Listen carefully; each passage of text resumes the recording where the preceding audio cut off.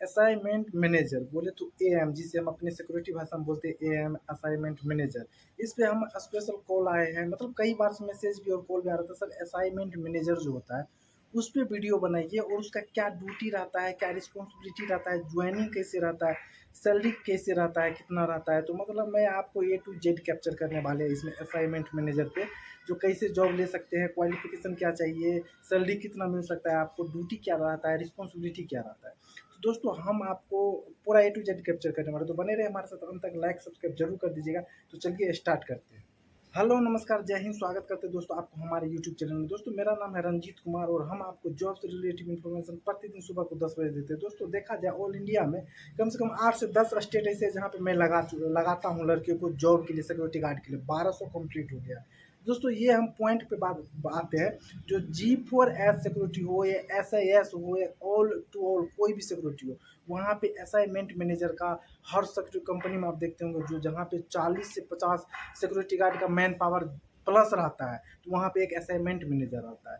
आपको हम बता दें असाइनमेंट मैनेजर के बारे में पहले, जो सिक्योरिटी गार्ड नाम सुने होंगे, security guard, head security guard, supervisor, security officer, marshal, उसके बाद आते हैं असाइनमेंट मैनेजर। जो असाइनमेंट मैनेजर रहता है, जो सिक्योरिटी ऑफिसर जो रहता है, वो भी उसके अंदर में रहता है। बहुत सारी जगह पे आप देखे होंगे, जो कई जगह पे सिक्योरिटी ऑफिसर ही हैंडल कर लेते हैं, लेकिन नहीं है यहाँ पे। जो बड़ा कंपनी हो रहता है, बड़ा फैक्ट्री रहता है, जहाँ पे बहुत सारे सिक्योरिटी गार्ड रहते हैं, वहाँ पे आपको सिक्योरिटी ऑफिसर के साथ असाइनमेंट मैनेजर आता है। मैं भी असाइनमेंट मैनेजर के अंदर में काम कर चुका हूँ, तो मुझे बहुत सारी जगह इस सब के बारे में, सिक्योरिटी फील्ड के बारे में पता भी है। और मैं इस पर 2 दिन से वीडियो बनाने का प्रैक्टिस भी कर रहा था और रिसर्च भी कर रहा था। दोस्तों असाइनमेंट मैनेजर जो भी सिक्योरिटी में जहाँ भी रहता है कंपनी में, वहाँ पे A to Z उसके अंदर में रहता है। क्लाइंट तक उस पर छोड़ दिया रहता है। अगर 40 सिक्योरिटी गार्ड लगते हैं, तो वो असाइनमेंट मैनेजर डिसाइड करेंगे जो किसको कहाँ पे लगाना है, और कौन किस पोस्ट के लिए कंफर्टेबल है, और कौन कितना टैलेंट है, और कौन कितना बेवकूफ़ है। और वो प्रमोशन भी असाइनमेंट मैनेजर ही करवाता है, जो सिक्योरिटी गार्ड को सिक्योरिटी सुपरवाइजर बनाता है।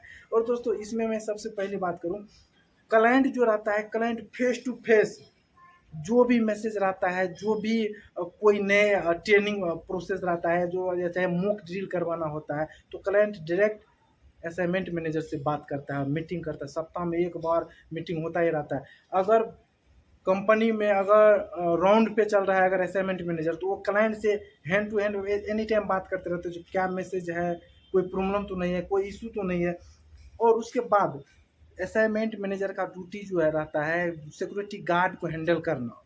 सिक्योरिटी गार्ड को कब किसको वीकली ऑफ देना है, कब किसको अगर छुट्टी चला गया है अनऑथराइज बिना बताए, उसको पेनल्टी देना, और उसके बाद जो है वार्निंग लेटर तक देना, और किसी को टर्मिनेट साइड से कर देना। टर्मिनेट एक होता है पूरा कंपनी से टर्मिनेट का, जैसे SAS हम कर रहे हैं, SS का जो है ना, जो SAS टर्मिनेट करेगा वो हम कहीं नहीं SS में कर सकते, लेकिन वो साइड का टर्मिनेट होता है, जो एक साइड से आपको हटाया जा सकता है, चाहे सिक्योरिटी गार्ड हो, सुपरवाइजर हो, सिक्योरिटी ऑफिसर हो, इन सबको हटाने का पावर होता है एक असाइनमेंट मैनेजर को।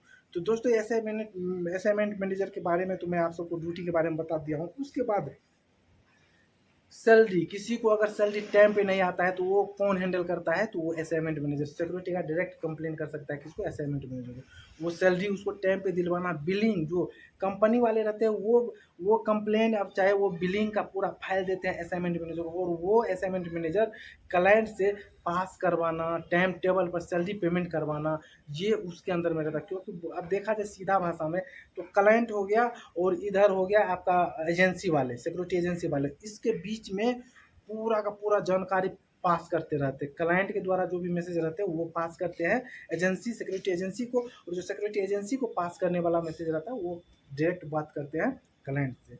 उसके बाद दोस्तों देखा जाए शिफ्ट शेड्यूल, जैसे शिफ्ट जो होता है डे नाइट करवाना, किससे कब किसको छुट्टी देना, टाइम टेबल पे ड्यूटी आना, ये सब असाइनमेंट मैनेजर करता है। और जो नहीं से फॉलो करता उसको टर्मिनेट कर दिया जाता है, दिया जाता है साइड से, नहीं तो उसे पेनल्टी दिया जाता है। अब मैं बात करता हूँ दोस्तों असाइनमेंट मैनेजर का।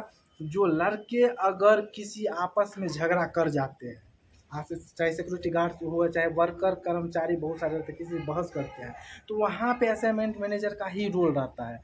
अब हमारे कहने का मतलब है, अगर मारपीट हो गया, बहुत ओवर हो गया, ज़्यादा हो गया, तो असाइनमेंट मैनेजर का इतना पावर रहता है, जो पास के पुलिस स्टेशन से कंफर्मेशन लेकर के रहता है। कोई भी ऐसे बड़ा प्रॉब्लम हो जाए तो तुरंत जस्ट कॉल करके उसे बुला सकते हो। उस लोकल एरिया में जितने बड़े बड़े अगर हॉस्पिटल है वहाँ से कॉन्टेक्ट बना के रखता है, पुलिस स्टेशन में कॉन्टेक्ट बना कर देखा जाए तो भाई बहुत डेंजर काम रहता है। और ये इसके मैं ज्वाइनिंग प्रोसेस भी बताऊंगा, जो इसमें क्या क्वालिफिकेशन होना चाहिए, तो मैं इसके इसके लिए आगे बताता हूँ।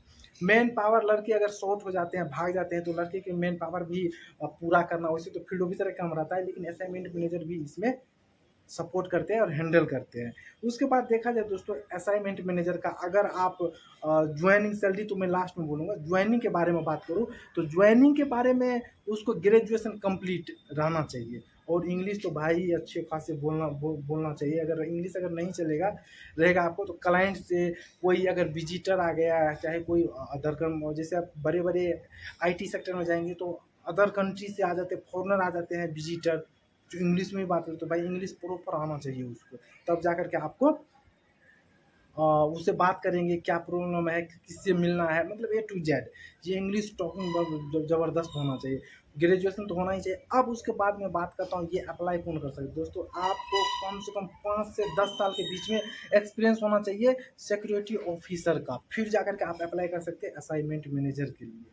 नहीं तो आप ऐसे कोई हम ग्रेजुएशन पास है भाई, हम PhD कर रखे हैं, हम बहुत पढ़े लिखे हैं, लॉ का पढ़ाई कर रखे हैं, और हम जो है अप्लाई कर रहे, नहीं है। इसका इंटरव्यू तो भाई फुल्ली इंग्लिश में होता ही है, और आपका एक्सपीरियंस देखा जाता है, आप किस किस लाइन में, किस किस फील्ड में काम किए, सिक्योरिटी फील्ड में कितना आपको जानकारी है इसके लिए। तो ये सब जो है उसमें कंपलसरी रहता है असाइनमेंट मैनेजर के लिए। और ग्रेजुएशन आपको पता ही है। और हाइट तो भाई हाइट डज नॉट मैटर है, हाइट कोई मैटर नहीं रखता है असाइनमेंट मैनेजर के लिए, क्योंकि उसका टैलेंट मैटर रखता है। नहीं तो वैसे कहने के लिए बोल देता है भाई आपको जो है 170 सेंटीमीटर हाइट चाहिए, और एज का कहीं कहीं रहता है, जैसे कि आपको 30 से कम अगर एज रहेगा आपका, तो आपको लगेगा नहीं भाई असाइनमेंट मैनेजर है, क्योंकि आपके अंदर में अगर 50 सिक्योरिटी गार्ड है, security guard supervisor security officer हर एज का रहेगा, आप कैसे हैंडल कर पाओगे। आपको एक लीडरशिप का पावर रहना चाहिए आपके पास। अगर आपका कोई सीनियर आपका बात नहीं मानेगा तो आप भाई काहे का असाइनमेंट मैनेजर। ये हो गया। उसके बाद जो है लड़के छुट्टी कब जाते हैं, किसको देना है छुट्टी, किसको नहीं देना है, ये भी असाइनमेंट मैनेजर ही पास करते हैं।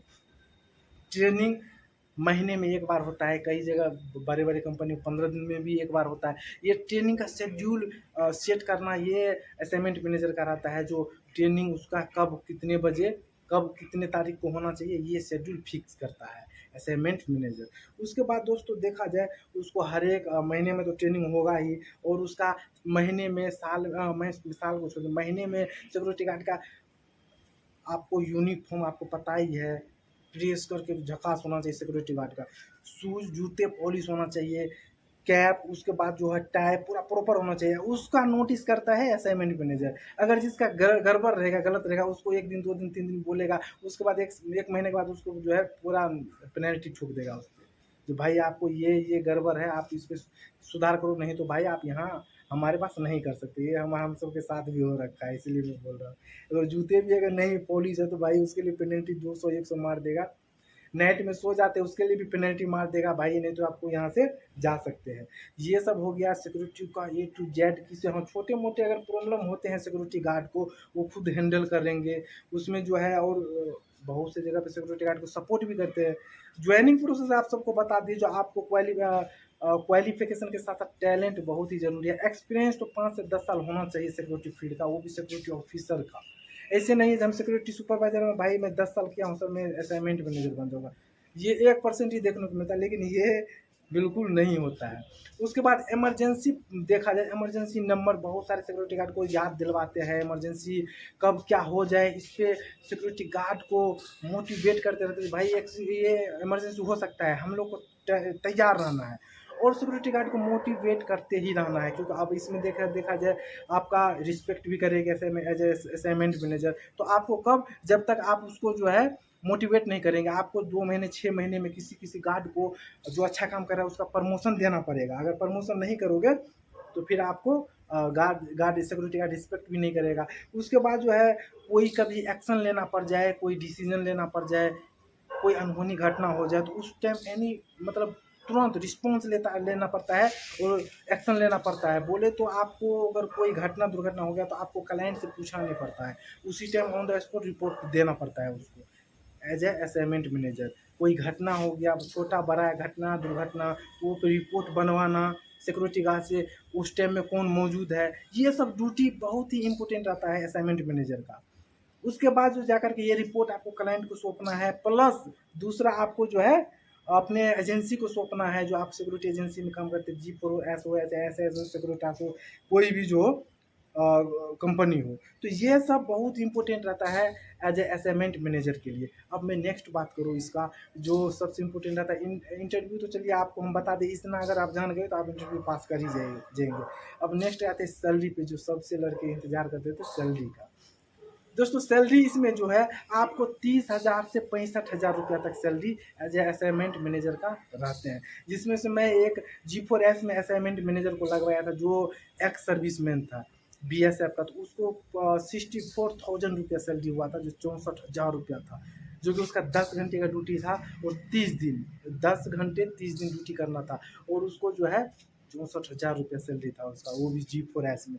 आप हम हमारे कई सारे साइड में हम ड्यूटी किए हैं जहाँ पे हमारा असाइनमेंट मैनेजर रहता है SAS में, उस सबका 35,000 40,000 35,000 से 40,000 नॉर्मल रहते हैं, जो कि वही 8 घंटे से 10 घंटे ड्यूटी करना पड़ता है प्रतिदिन आता है। ऐसे तो नहीं है बड़े जहाँ 300 400 का, जैसे बहुत बड़े बड़े कंपनी है वहाँ पे 500 हमारे सिक्योरिटी गार्ड लगते हैं, वहाँ पे डे नाइट दोनों में रहते हैं असाइनमेंट मैनेजर।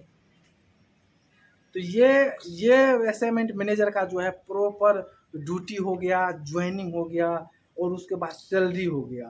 फैसिलिटी में आपको जो है कई कई कई सारे कंपनी में रहने की व्यवस्था दिया जाता है कंपनी के थ्रू असाइनमेंट मैनेजर को, खाने पीने का सुविधा दिया जाता है असाइनमेंट मैनेजर को, लेकिन ये हर जगह पॉसिबल नहीं रहता है। ये on the spot report banana, action लेना, ये सब असाइनमेंट में जुनून हो रहा है। और इसका जो है एज भी क्राइटेरिया है, जैसे कि आपको 25 से 40-45 तक रहता है, लेकिन मैं बता दूं, मैं जिसको लगाया था वो 52 साल का था, 52 ईयर्स का, एक्स सर्विस में था भाई, लेकिन टैलेंट खतरनाक था, इंग्लिश तो भाई उसको होना ही चाहिए। तो इस तरह से आप as a assignment manager job ले सकते हैं। और हमारा बहुत नेक्स्ट वीडियो आपको आपके पास आने वाले हैं, फील्ड ऑफिसर का क्या ड्यूटी होता है और सैलरी क्या होता है, ज्वाइनिंग क्या हो, कैसे प्रोसेस है इसका, तो इस पर भी मैं बहुत जल्द आप सबके पास वीडियो प्रस्तुत करेंगे। तो मिलते हैं बहुत जल्द अगले वीडियो में दोस्तों। तो फिलहाल अभी के लिए इतना ही। जय हिंद, जय भारत।